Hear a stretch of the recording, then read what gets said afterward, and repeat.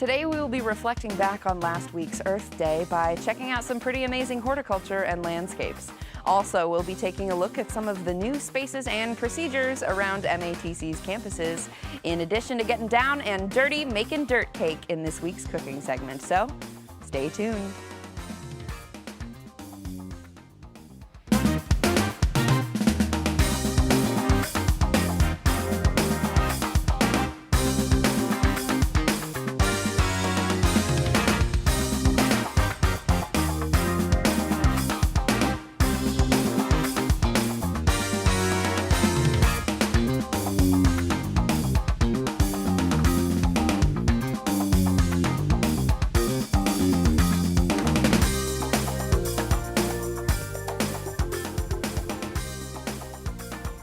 Hey there, everyone. Welcome to another episode of MATC Now.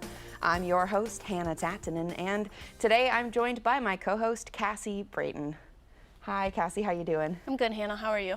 I'm just awesome. Excellent. Could you give us a couple details about what you do at your Mequon campus? Yeah, I'm the education assistant for the landscape horticulture department. I take care of all of the equipment in our department, ranging from skid steers, articulated loaders, various chainsaws, and then I teach our students how to operate that equipment. On top of that, I also teach our students how to climb trees, remove branches, and in some instances, remove trees entirely. Oh, wow. Were you a big tree climber as a kid? I was. Well, it seems like you're in the right position as an adult. So glad to have you on the show. Trees are an essential part of our ecosystem, but what happens when trees get sick or damaged? Well, that's where a certified arborist comes into play. Wes Freeland is a graduate of the Arborist Apprenticeship Program, and he has a great appreciation for trees and all the wonders they offer. MATC has a program that uses Earth as its own playground, landscape horticulture. Let's take a look at what that means and everything this program has to offer.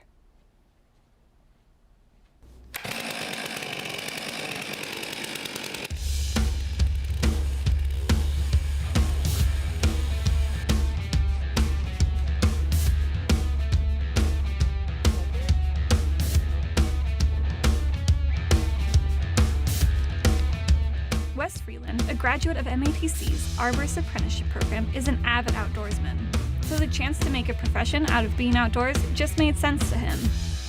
My interest in the outdoors started at a young age. I come from a family that has a tradition of hunting and fishing. To join a love of being outdoors and that passion with what I do for work is a great opportunity. MATC allows students to get hands-on experience taking care of trees. They learn skills such as pruning, rigging, tree climbing, and proper chainsaw management.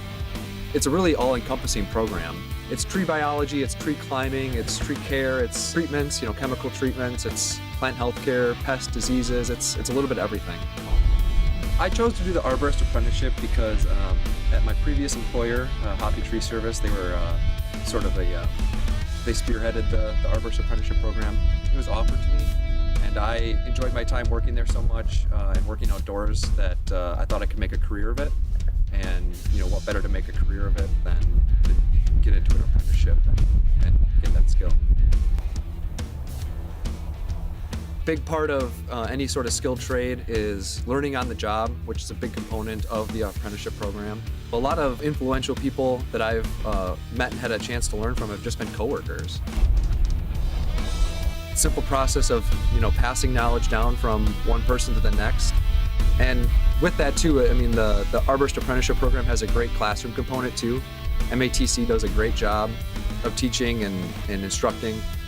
Mike Went and Elton Rogers, two of the instructors for the Arborist Apprenticeship Program that I've had, have been great mentors, great teachers. Wes wants to pay it forward. He decided to take on an apprentice of his own. It's such a new program. There's lots of companies and employees out there and workers that don't have that opportunity. So to be a journey worker myself and gone through the program and being able to offer that to our employees is one of my biggest accomplishments, I think, in the short time that we've had our own company here. But that's what the apprenticeship program's all about, is passing that knowledge from one person to the next. One thing I would say to people trying to coexist with trees in their yard or their city or in their environment is contact a local arborist if you have questions or concerns, because there's lots of solutions out there to help mitigate, issues you might be having. Removing a tree is sometimes necessary, but not always. So before you're ready to just chop a tree down and get it out of your way, contact an arborist, because there might be a way to save the tree and still achieve what you're looking to have done. Well, I think before I became an arborist, like a lot of people, I took trees for granted. But once I became an arborist and I realized the challenges that trees have coexisting with humans in a city and an urban environment, I gained a whole new appreciation and respect for them. A lot of trees, they really have a tough time in urban environments. So to see a tree reach maturity and be 100, 150 years old is really something that I'm in awe of and have a lot of respect for. So it's an honor and a privilege to be able to take care of some of these trees that have been around for longer than most humans live. So this spring, remember how important trees are and thank an arborist.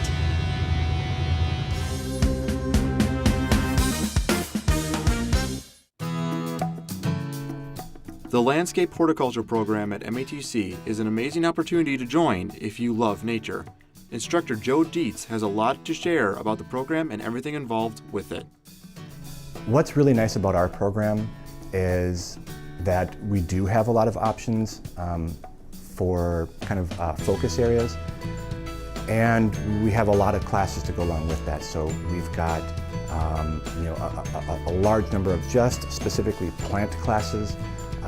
We have 3 specifically landscape design classes. We have 3 specific arboriculture classes. And so I think we do offer a lot more classes in specific focus areas than a lot of other colleges do.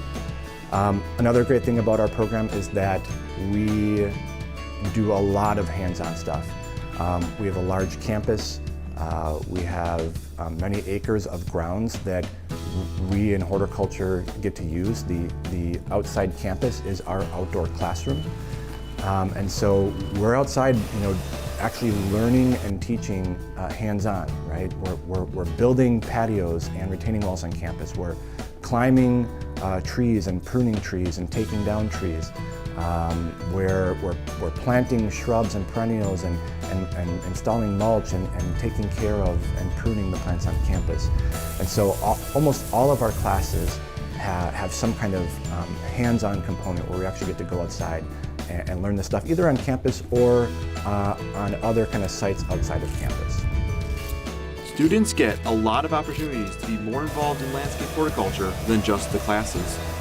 We've got a horticulture club where students who are more interested in kind of doing things related to horticulture can be part of the horticulture club, where we maybe go on field trips. We have speakers come in and talk about different topics. We have a greenhouse where we grow plants, and every year, every semester, we have a plant sale that the horticulture club is involved in. We have student competitions that we attend every semester. There's one in the fall, there's one in the spring. So I think there's lots of opportunities for the students to kind of be involved in horticulture, both in the classroom and outside of the classroom. On top of all of that, students get to work on many different projects. We've got a water feature installed right outside of the horticulture department area that they installed in a class. There's most of the plants and planting beds and trees that you see kind of on the east side of the MEC1 campus were all installed, most likely by students in the classes, and probably pruned and maintained by students in our classes.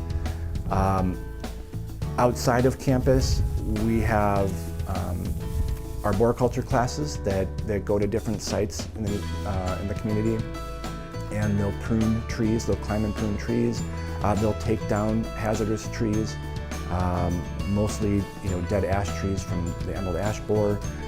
When you graduate from this program, there are plenty of job opportunities out there in landscaping. Some of the things that our students do when they get out of school is, they go on to become landscape designers, the people who are designing these spaces, or they get to go and be landscape construction workers, and they get to install these beautiful landscapes, or they go into maintenance to take care of the landscape, so after it's been designed and installed, it continues to be beautiful for many years. Or we have people who go into production, and they're the ones who actually grow the plants that are going to be going in the landscape.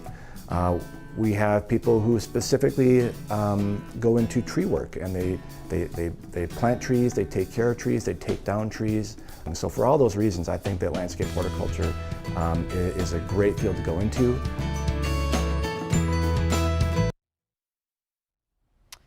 Climbing up trees is one way you can branch out into the world. It's important to take care of trees, so if you have any questions, get in contact with a certified arborist. They'll be able to help you take care of your trees in a healthy way. The students in the landscape horticulture program get to do a lot of projects outside that look really interesting. It almost looks like they are making art. I, for one, cannot wait to see what Joe and the rest of his students create to make the earth even more beautiful. Well, coming up right now, joining us in the studio today, we have Tony Ortiz, who works at GE Healthcare. Hi, Tony. How are you doing today? I'm well. How are you, Hannah? I am great. Thank you for asking. Well, to start off our interview, I would love to know a little bit more about your position. So just tell me, what is your job at GE Healthcare? I am a PA. I am responsible for the initial build and final weld of our tube inserts, which are basically the hearts of our flagship CT scans that we have out now. Wow. Nessus, Quantum, Nessus HD are the names of them. Can you say that again? There's three types. Okay. There is a Nessus, a Nessus HD, which is our high definition, and Quantum. And those are our three latest, faster, quieter, pretty high tech, 4D imaging. Very nice machines. More efficient. More efficient. Wonderful, thanks. And how long have you been with GE Healthcare? I have been with GE Healthcare 5 years now. 5 years, okay. Yep. Can you tell me a little bit more about some of the equipment that you use on a daily basis? For my initial build, it's a manual build. So I begin with the raws and the targets. I do the builds of them. I have to balance them. And from that point, they go into a robotic TIG welder. So I begin to weld these parts together that eventually form a tube insert, which is basically the heart of a CT. That's what spins the gantry inside. Wonderful. Does GE Healthcare reuse any of the equipment in different pieces of equipment, or? Actually, we do. We have a division in Oak Creek, which is what we call our renewable resources. So a lot of these older machines that are in hospitals, rather than getting just thrown away, they come back to us, and a lot of those parts can be harvested and reused to make some of our older models for some of the third world countries that can't or really don't want to spend $6, $7, $8 million for a new CT. We do have an eco version of these older machines that are still just as capable, just a little bit less technology than the new ones now. Gosh. So more of an upgrade than a replacement. Yes. Wonderful.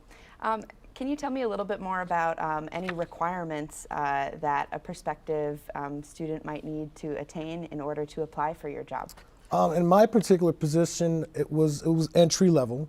I did all of my training on the job, a lot of it intense, especially when it comes to the robotics parts.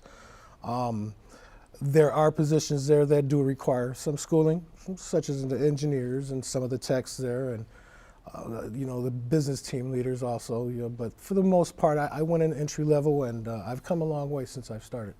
So what you're saying is there's not terribly too many barriers to entry if you want to work on one of these cool machines. Nope, not really. Just a lot of training, a lot of hands-on. It can get a bit intense, but it's well worth it. I enjoy it quite a bit. Thanks. How many MRI machines do you make in a day, would you say? We have no set numbers. I'm kind of at the mercy of, there's two people in the particular room that I work in. And I work in a clean room where I have to gown and full gown, hairnet, beard nut cover, and I have to walk through an air shower because this is FDA. So a lot of times it's me and one other individual. A lot of times that individual will start the initial build, So then I'm at his mercy waiting on that Ross, which is what we call it before it goes into that insert, to come over to me so I can begin the weld. Well, in the same way, it sounds like you are definitely a part of a team. Oh, yeah. We here as a team at MATC, we're so glad to have you on our show today. Thank you so much. It was a pleasure having you on the show. Thank you. Well, now let's check in with our field correspondent Tyler down in the C building entrance, who has met up with James Wyson to talk about changes made to the downtown MATC campus just in time for your return to in-person learning. Thanks, Hannah. I'm here in the downtown Milwaukee campus in the C building at the entrance on 8th Street and Highland. And since classes and students have been virtual for so long, most of them haven't been back to the building recently. And there have been some pretty cool remodeling changes. Today I'm joined by James Wyson, who is the Senior Director of Facilities Development, Operations, and Construction. How are you today, James? Real good. Thank you, Tyler. Good, good. What was the intention behind these redesigns? What were the goals? Well, when you looked at our corridors in the past, they may have not been this inviting. And what we wanted to do is make the spaces more available for students, giving them an opportunity to have a space to maybe sit before classes, after classes, or even between the transitions between some of their coursework. When did these remodels happen? You know, we started the planning process early in 2019, and we started the physical construction in March of 2020.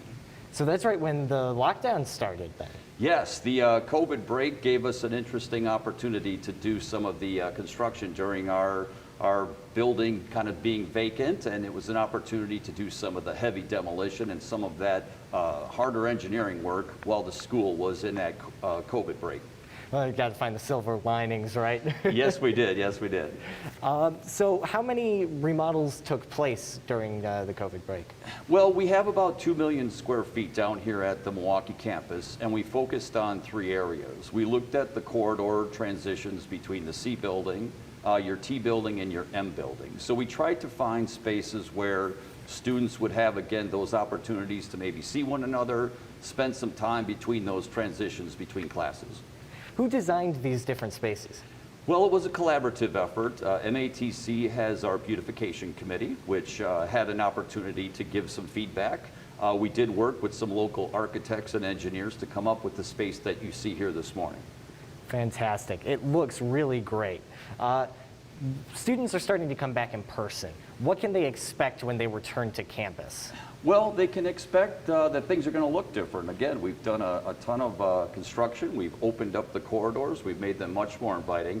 But there are a couple of the COVID safety protocols that we're going to have to go through.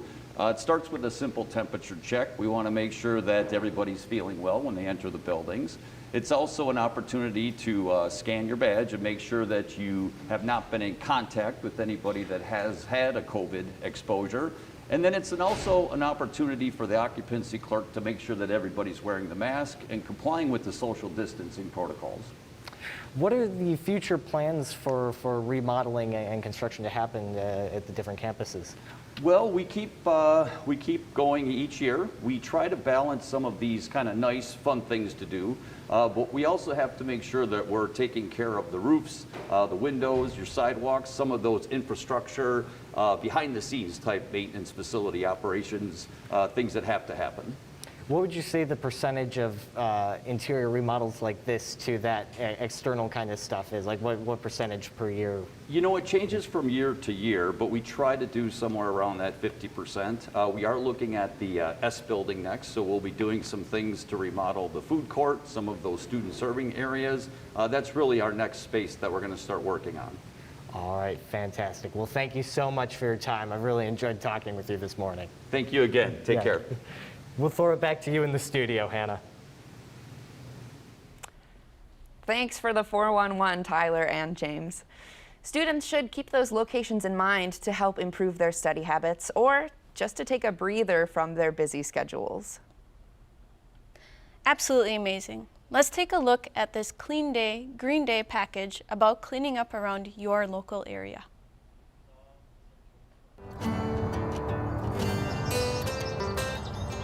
Spring is a time to clean up and get things organized again. We mostly do this by cleaning out our houses, garages, and sheds. But another big part of spring cleaning is the environment. On April 23rd, MATC volunteers helped clean up Waukesha parks as part of Earth Day, and as a celebration of Waukesha's 125th anniversary. Volunteers helped clean for 125 minutes in total, from 9 a.m. to 11:05 a.m. While volunteering for Earth Day is over now, you can still help out the environment around campuses by picking up litter, taking your own trash to garbage cans or recycling bins, and urging others to clean up after themselves.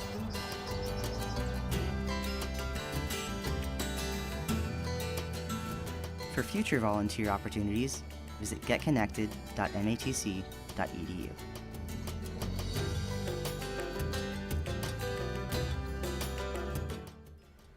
That sure looks like a great way to stay active and help out your community. Sign me up, please. But before we sign up, let's get down and dirty with some amazing dirt cake made by our amazing Chef James. With Earth Day right around the corner, I'm here to make up some delicious plant-themed treats and desserts. That's right, today we're going to make dirt cake. Dirt cake is a very simple and easy dessert to make, and don't worry, it doesn't actually involve baking. And it's perfect for things like parties, get-togethers, or just having something to snack on over the weekend. Now, what you're gonna need is cookies with a white cream filling, about 32 ounces worth, so about 1 package, 2 3.5 ounce packs of instant vanilla pudding, 1 8-ounce package of cream cheese, 1 12-ounce container of a whipped topping, thawed out, a 1/2 cup of confectioner's sugar, or powdered sugar, a 1/2 cup of softened butter, which is 1 stick, and lastly, 1.5 cups of milk, whole, skim, or any kind you'd like, but I'd recommend whole, it gives it a nice richer flavor. Now, the first thing you're gonna wanna do is finely chop up the cookies in a food processor until all the white cream has disappeared. But if you don't have a food processor, don't worry. You can just put the cookies into a large gallon Ziploc bag and give them a few whacks and roll over them with the rolling pin and it'll work just as well. You just wanna get them to a very fine texture. Next, you're gonna want to mix the butter, the cream cheese, and the sugar in a bowl using a hand mixer.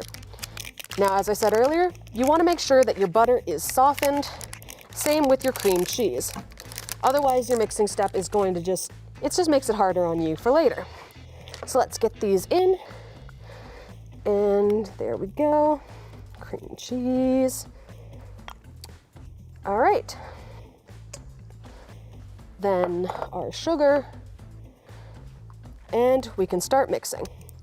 Now, you're gonna want to ideally mix this until it's fully smooth, starting with a lower speed so the powdered sugar doesn't go everywhere. But there we go.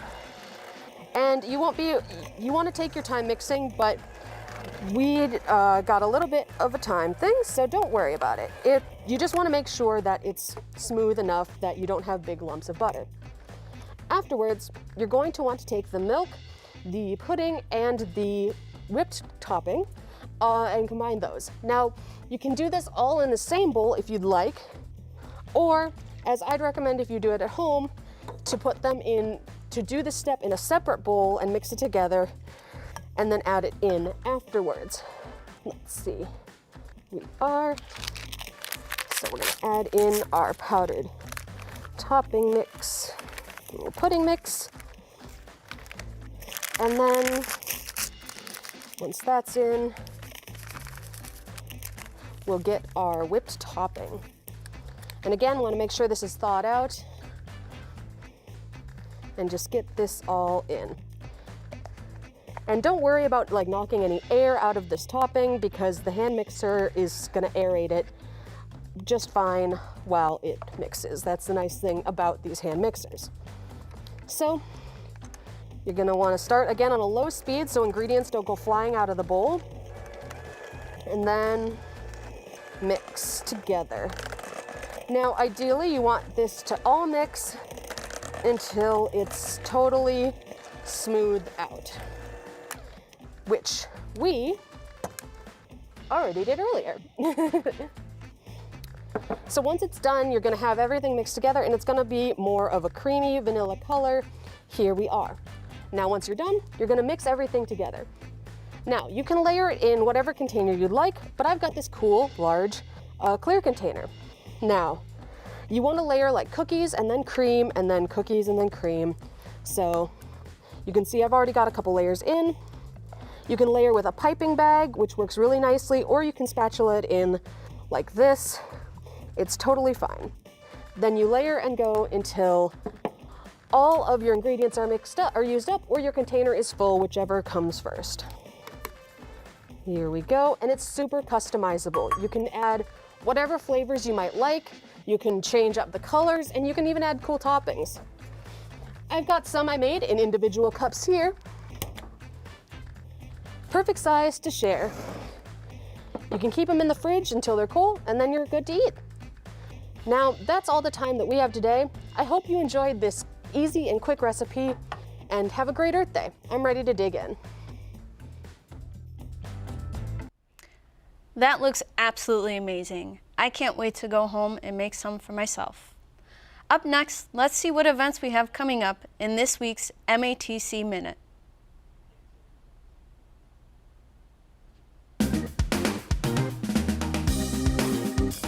MATC summer and fall registration are still available to all students. Go to your Creative Pathway office to get started. MATC Virtual Students Chat Cafe with Executive Vice President and other top MATC leaders will be held on May 6th from 4 to 5 p.m. Check your MATC email for registration information. As a reminder, COVID-19 testing is open to all students and employees on Mondays at our Milwaukee downtown campus. Check your MATC email for more info. And happy early Cinco de Mayo. To those who are celebrating, be sure to have fun, stay safe, and as always, drink responsibly.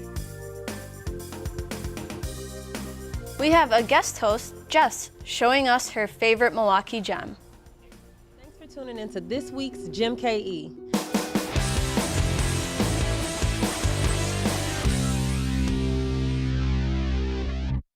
Every week we show you guys different hidden gems all around the Milwaukee area. I'm honored to show you guys one of our newest gems. Recently, over the last couple of years, we've gained tons of community activists, role models, and leaders, and unfortunately, we've lost a few as well.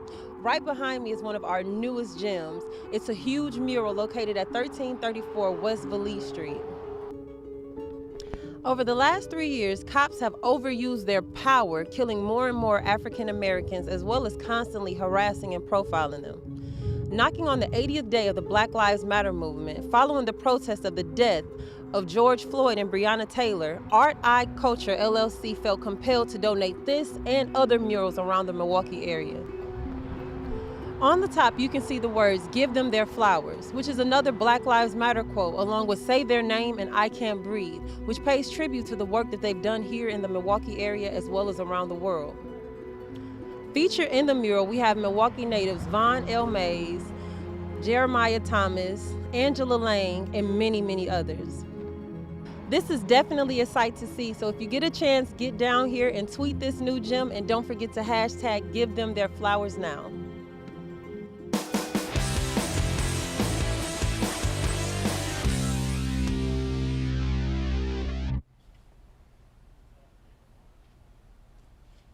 Well, that's all the time we have for today. Thank you so much, Cassie, for joining me today. Thank you for having me, Hannah. And thank you all for watching. And remember, April showers bring May flowers. I'm still Hannah Tahtinen, and I'll see you all next time.